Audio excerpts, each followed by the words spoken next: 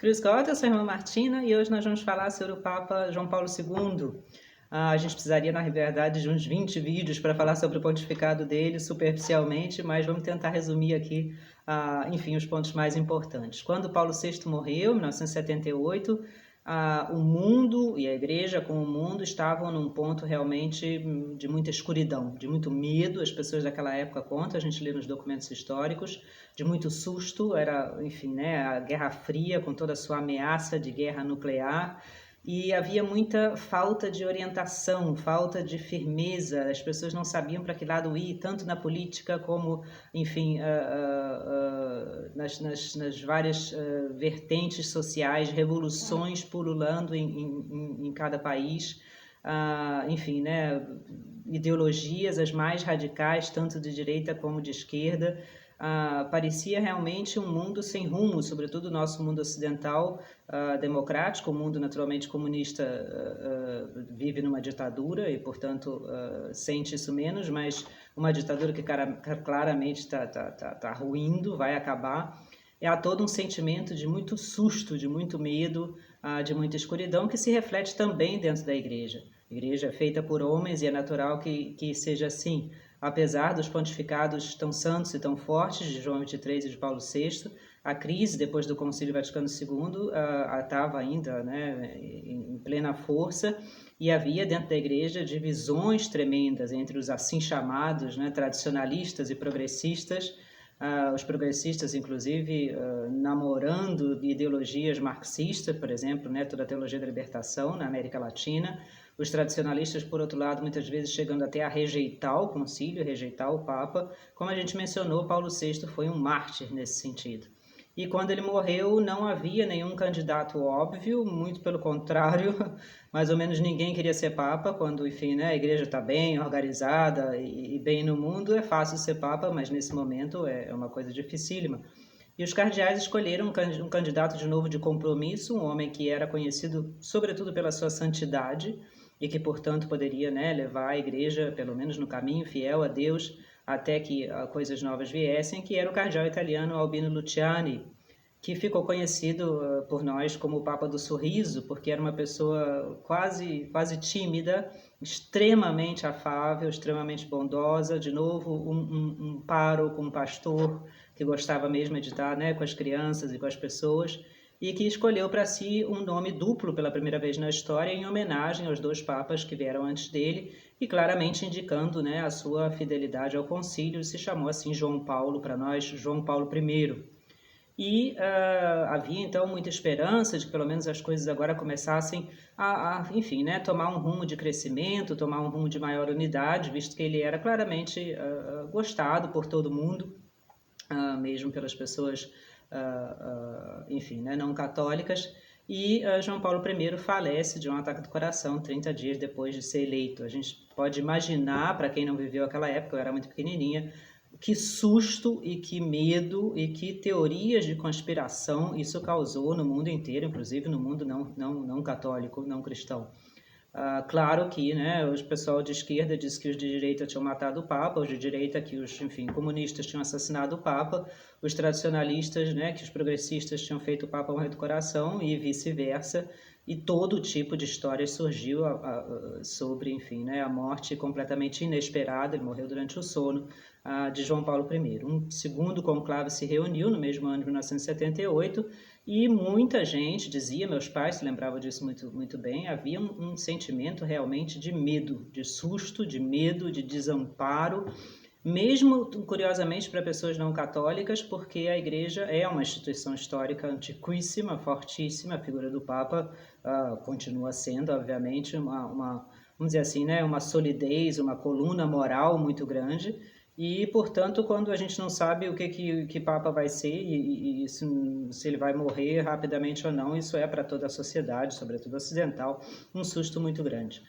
E a questão toda é quem eleger, justamente, porque se você elege, né, uma pessoa mais ligada aos liberais, então obviamente que os mais tradicionais vão fazer uma ruptura e vice-versa. E se você elege uma pessoa que não é nem lá nem cá, é um pouco acima do muro, isso não adianta também para nada. Portanto, ficou realmente naquele momento, um famoso escritor francês, jornalista, na juventude, inclusive muito de esquerdas, depois convertido, André Frossard, escreve, estava ali na Praça de São Pedro, e dizia, por mais racionalmente que a gente pensasse, a gente não conseguia pensar num candidato. E foi eleito um cardeal polonês, cujo nome não era nem, as pessoas nem sabiam pronunciar, Wojtyła, como se fala isso, que era extremamente jovem, 58 anos para um papa, e que era praticamente desconhecido. Ele tinha participado no Concílio Vaticano II, fazendo parte, inclusive, importante de um documento sobre a liberdade religiosa, mas muito novo ainda como bispo, e era aqui no Ocidente desconhecido, era um papa para lá da Cortina de Ferro, morava, enfim, né, na Polônia comunista. E o Frossard também, mas muitos outros dizem, a gente pode inclusive ver isso no vídeo hoje, né, que pareceu naquele momento assim como se a história parasse um pouco e Deus pusesse a mão na história e então retirasse de novo para a gente seguir o caminho, porque realmente a impressão que aquele homem extremamente jovem, extremamente seguro de si, extremamente cheio de alegria e de força, deu aparecendo ali, tomando o nome de João Paulo II, foi difícil de se explicar. E justamente as primeiras palavras, talvez mais famosas do novo Papa, perdão, na missa de inauguração foram não tenham medo, não tenhais medo, não tenhamos medo, enfim, né, de abrir o coração para Deus, não pode vir nada de ruim, sigamos em frente com a ajuda de Deus. E isso causou às pessoas que ainda se lembram uma impressão assim como de um vento fresco, né, que batesse na igreja e que viesse, enfim, né, botar tudo mais ou menos de pé de novo, embora o trabalho fosse imenso dali adiante. João Paulo II é uma espécie de gigante na história, um homem que não cabe em nenhuma etiqueta, que não cabe em nenhum parâmetro anterior, enfim, né, justamente por vindo da Polônia, os conservadores gostavam dele, porque obviamente era uma pessoa que tinha sobrevivido ao regime comunista na Polônia. Por outro lado, os mais liberais também achavam que ele então entenderia um pouco mais, né, da questão mais de esquerdas. E ele mostra logo que ele está muito por cima dessas coisas todas, dessas divisões todas, e que, obviamente, ele não vai se deixar manipular nem influenciar e está completamente fora dessas ideologias e dessas brigas e dessas disputas. A mensagem dele é muito maior que isso. É o Papa que mais longamente governou a Igreja, depois de Pio IX, 27 anos, que mais escreveu.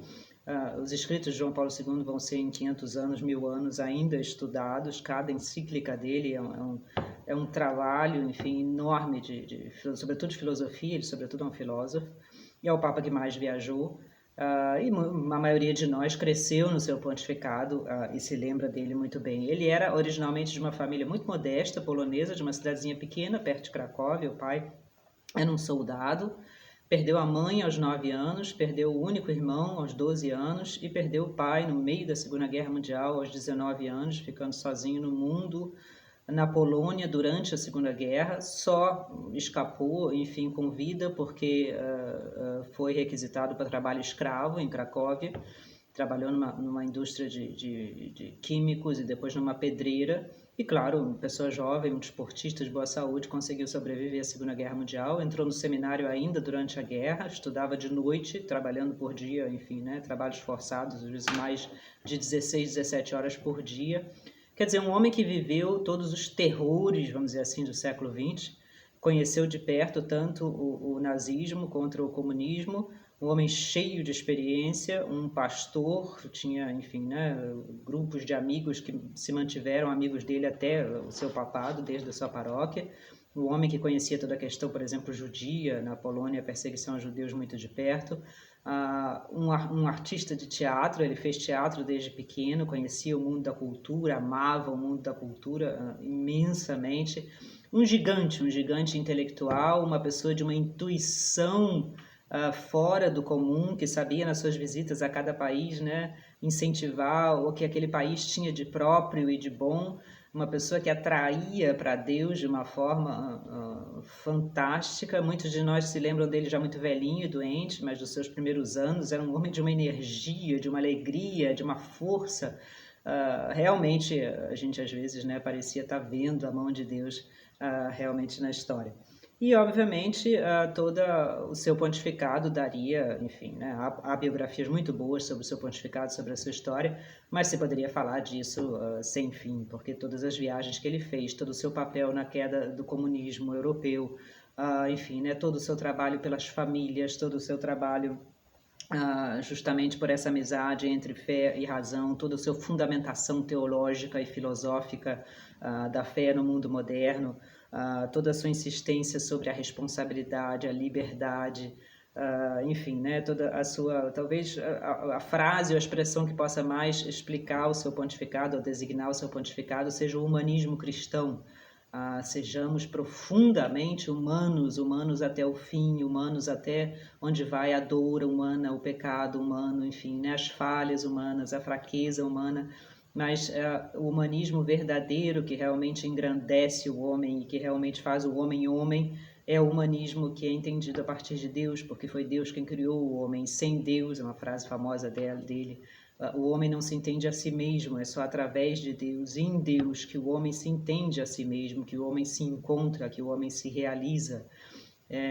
Mas, enfim, é inútil tentar denominar aqui ou explicar menos ainda todos os aspectos do pontificado de João Paulo II. É só importante, de forma geral, ver que ele, fiel ao concílio, completamente fiel ao concílio, é um Papa certamente profundamente conciliar, justamente trouxe essa força, essa alegria, essa coragem, um homem completamente sem medo, quase foi assassinado, né, em 1981, e seguiu adiante, inclusive foi visitar o quase assassino na prisão. A fé vivida na sua maior plenitude, na sua maior alegria, na sua maior coragem, com as falhas de homem, é um homem como todos os outros, e obviamente às vezes pode ter julgado mal aqui ou ali, pode, enfim, né, ter feito nomeações, inclusive a gente vê hoje, talvez não tivessem sido as mais acertadas, mas isso é impossível para uma pessoa fazer perfeito. João Paulo II vai ser um Papa estudado, enfim, né, na história da Igreja, como um dos grandes nomes do lado de Gregório Magno, Leão Magno, e etc. Para nós que tivemos a sorte de conhecê-lo, realmente é uma figura que não se apaga dos nossos corações, da nossa cabeça, é um monstro histórico, realmente. Vamos pedir a sua bênção, pedir que ele ajude a igreja de hoje, que ele dê para a gente de novo essa alegria, essa segurança imensa que ele tinha na fé. São João Paulo II, rogai por nós.